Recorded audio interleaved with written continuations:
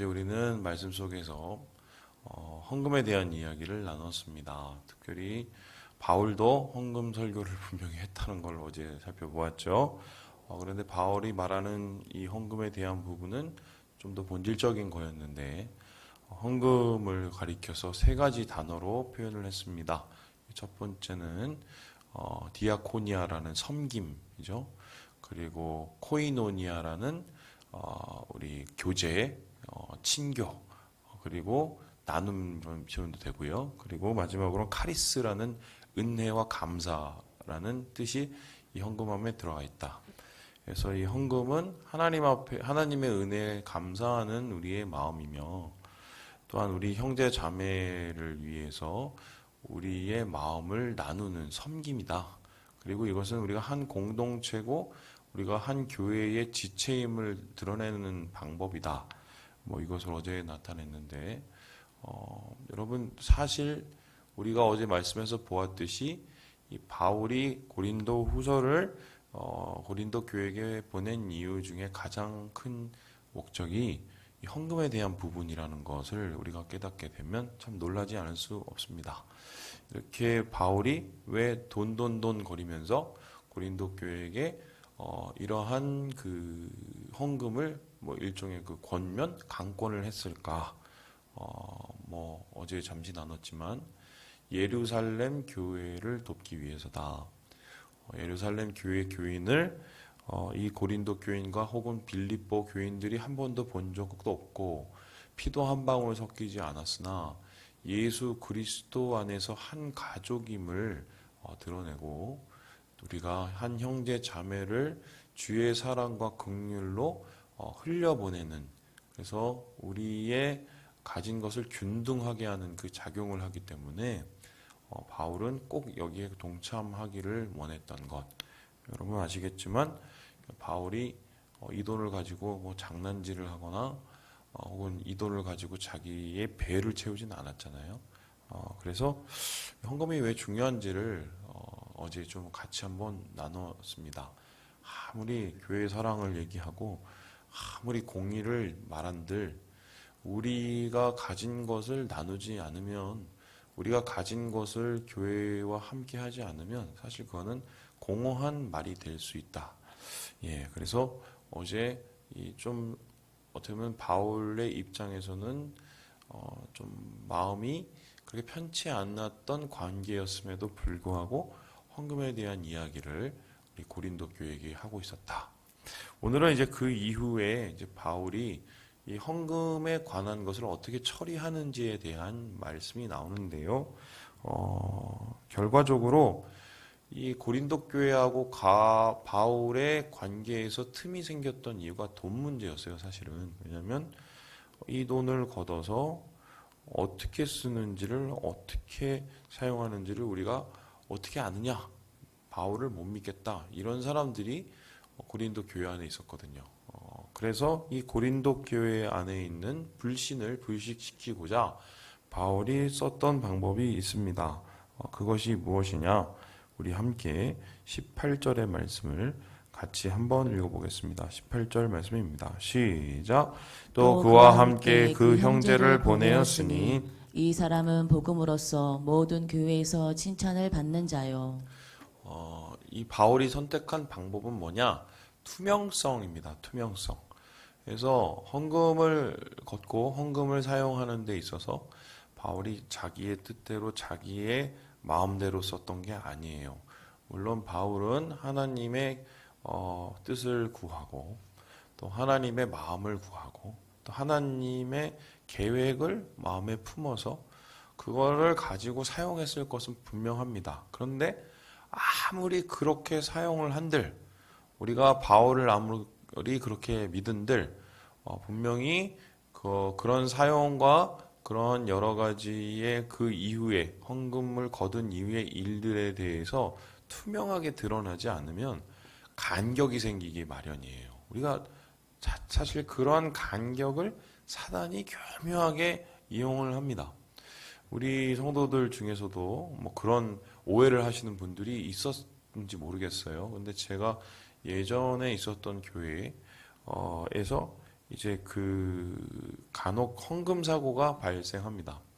이 헌금 사고가 발생을 하면 대개의 경우가 뭐냐면 나는 분명히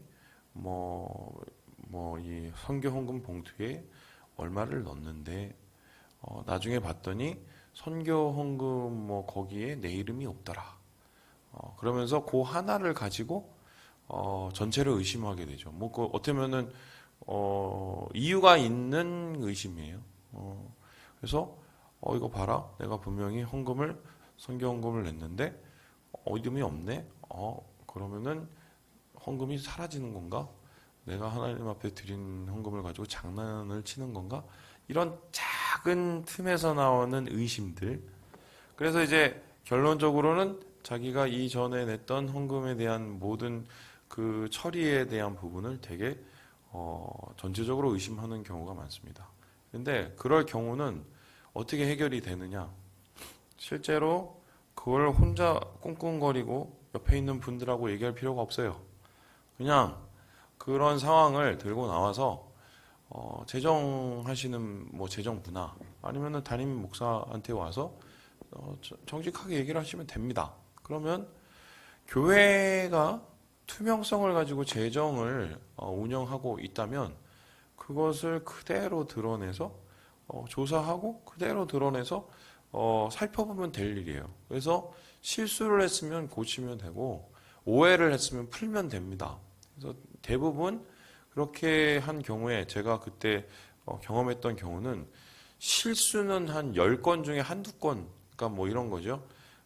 선교 헌금을 잘못 기입을 해갖고 무슨 구제 헌금으로 갔다던가 이런 거, 아니면은 본인이 그 헌금을 내신 분이 실수를 했는 경우가 한 9건 정도 되더라고요. 예를 들어서 자기가 봉투를 바꿔 넣었다던가 아니면은 액수를 조정을 했다던가 아니면 깜빡 이런 경우인데 그렇게 풀면은 그냥 까놓고 풀면 되거든요. 근데 그게 해결이 안 되면 증폭이 돼요. 그래서 바울도 분명히 그런 것을 몇 번이나 경험을 해봤고 이 재정에 대한 문제가 굉장히 사람을 불신과 불안하게 만든다는 것을 여러 번 경험했기 때문에 투명성을 유지합니다. 그래서 세 사람을 고린도 교회에게 헌금을 거두려고 보내요. 그 세 사람 중에 한 사람이 디도고요. 그 두 사람은 뭐냐면 한 사람은 굉장히 열심히 있는 사람, 한 사람은 굉장히 칭찬을 받는 사람. 그래서 총 세 사람의 사람. 왜냐하면 한 사람을 받아서 한 사람이 돈을 들고 오면 의심이 되죠. 두 사람을 들고 가면은 어떻게 해요? 꿍짝꿍짝에 맞아서 어떻게 될 수도 있고, 이게 세 사람이면은 유대에서 말하는 증인의 숫자를 한 명 더 초과하는 완전수기 때문에 이렇게 세 명을 정확하게 보내서 투명성을 유지하고 그 투명성 하에서 이 고린도 교인들이 가지고 있는 불안과 불신을 잠재우는 현명한 방법을 택합니다. 그래서 우리 교회도 사실은 매월 이렇게 한 교회가 아마 거의 없을걸요. 그 교회 홈페이지로 돈이 어떻게 쓰이는지를 매월 우리가 재정을 올립니다. 그래서 지출 상황을 올리고 우리의 잔고를 올리고 이걸 다 올리는데 아마 재정부는 이렇게 하시면서 되게 좀 이렇게 힘들 수 있어요. 왜냐하면 큰 교회 같은 경우는 사실 이런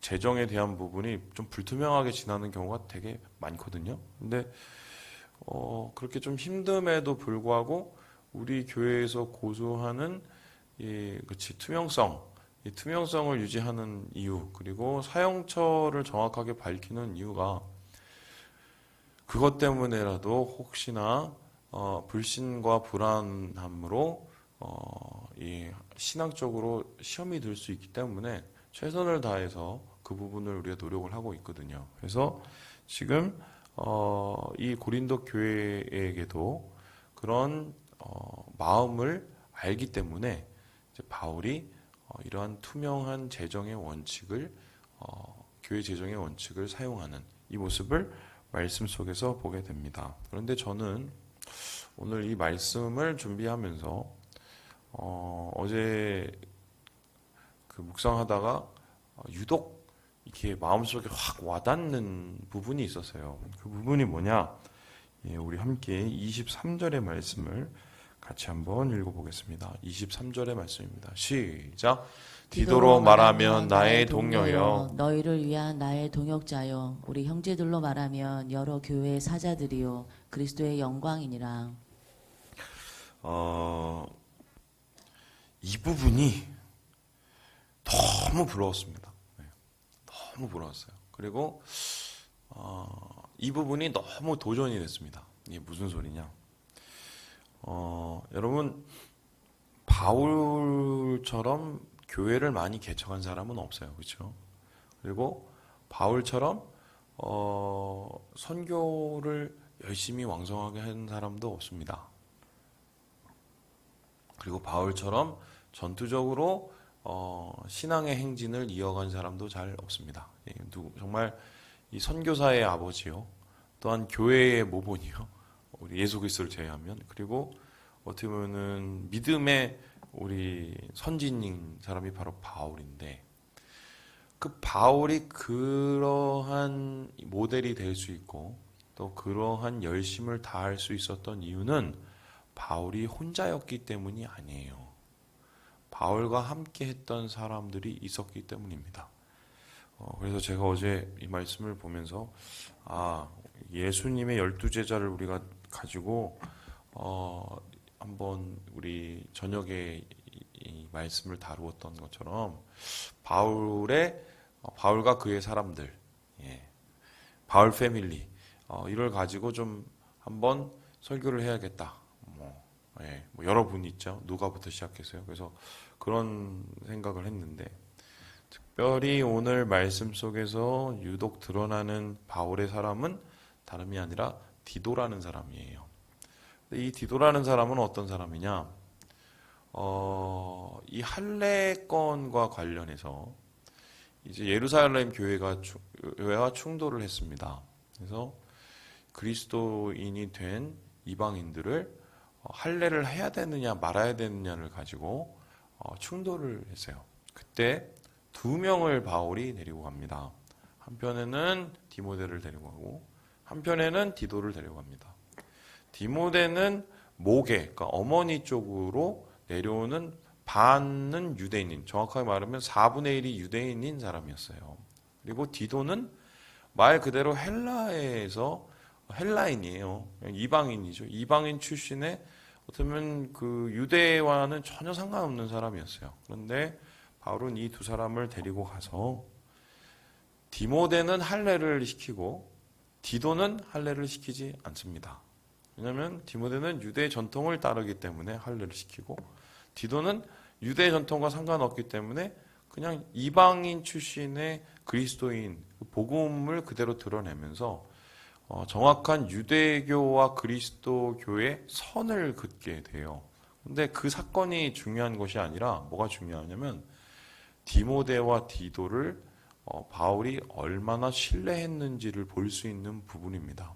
그래서 디모데에 못지않게, 디모데는 바울에게 있어서 영적인 아들이죠. 자기가 영적으로 낳은 아들이라면 이 디모데하고 못지않게 디도를 신뢰하고 디도를 자기의 사역 파트너 혹은 사역의 이 메신저로 혹은 뭐 자기를 이어서 사역을 이어받을 계승자로 삼았다는 것을 이 부분이 굉장히 적극적으로 드러내고 있습니다. 그런데 오늘 이 디도를 어떻게 바울이 신뢰하고 디도를 통하여서 어떻게 함께 동역하였는지를 보면 기가 막힙니다. 무슨 소리냐? 지금 전후 배경을 보면 이렇습니다. 고린도 교회와 바울이 사이가 안 좋아요. 사이가 안 좋은 이유가 뭐냐면 중간에 이간질을 하고 중간에 오해를 할 만한 일들이 계속해서 이어졌단 말입니다. 그리고 유대로부터 온 거짓 교사들이 바울에 대한 비난을 펼치면서 심지어 바울이 가르쳤던 복음까지 왜곡되게 전달하게 만드는 뭐 그런 사태까지 왔어요. 그래서 고린도 교회하고의 이 관계가 최악까지 이르렀는데 어떤 최악까지 이르렀느냐?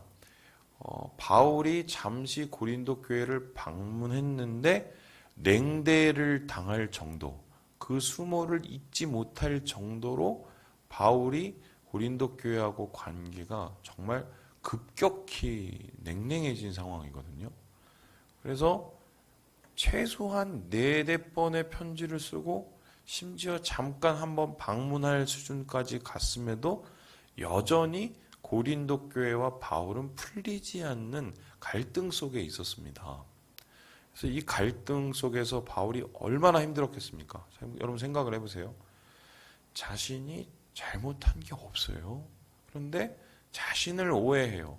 그리고 자신이 가르친 그 복음이 왜곡되고 있어요. 더 무서운 거는 자기가 전도한 사람, 자기가 세운 교회가 그렇게 이간질과 사단의 계략에 의해서 무너지고 있단 말이죠. 그러면 단순히 억울한 감정을 떠나서 이 바울의 입장에서는 굉장히 충격이었을 거예요. 이거를 어떻게 내가 도대체 내가 할 수 있는 한계 이상의 상황이 왔구나. 이 상황은 정말 내가 어떻게 해결을 할 수가 없구나. 그러면서 넋놓고 있을 상황이거든요. 근데 이러한 냉랭한 관계를 풀었던 사람이 누구냐? 바로 디도예요. 그러니까 디도는 바울이 못하는 일을 했어요. 심지어 바울을 가리켜서 제가 수요일 날 여러분하고 나눌 말씀인데 저녁에 못생겼다, 뭐 목소리가 개판이다, 뭐 이런 인신공격까지 하는 그 상황 속에서 그렇게 엉망이 된 그 관계를 푸는 사람이 누구냐? 바로 디도예요. 그렇다면 디도는 어떤 사람이냐면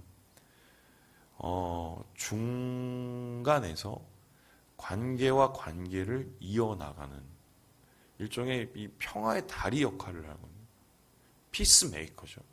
그래서 이러한 이 바울의 사람 디도는 바로 바울과 고린도 교회 혹은 바울과 다른 교회의 해묵은 갈등을 풀고 또한 그 속에서 연합을 이루게 만드는 한마디로 화목자요 그리고 하나님의 중보자의 역할을 감당을 합니다. 제가 이 말씀을 읽으면서 디도를 가리켜서 내 동료다, 내 동역자다, 나의 사자다, 그리스도의 영광이다. 이 부분이 어떻게 읽혔냐면 바울이 디도를 통해서 뭔가 굉장히 말할 수 없는 기쁨에 가득 차 있는 것을 이렇게 느껴지거든요. 우리 교회는 이런 사람이 필요합니다. 진짜. 네. 저부터 시작해서 교회와 교인 그리고 예수 그리스도와 우리 성도들 이 사이를 끊임없이 사단은 노략질을 해요. 그래서 어떻게든 그 사이를 힘들게 만들고 작은 일을 큰 일로 만들고 그리고 쓸데없는 일을 쓸데있는 일처럼 거짓말을 한단 말이죠. 그러면서 많은 교회를 넘어뜨리고 그리고 지도자의 갈등을 만들고 심지어 예수 그리스도와의 관계를 무너뜨리는 게 사단이 하는 짓입니다.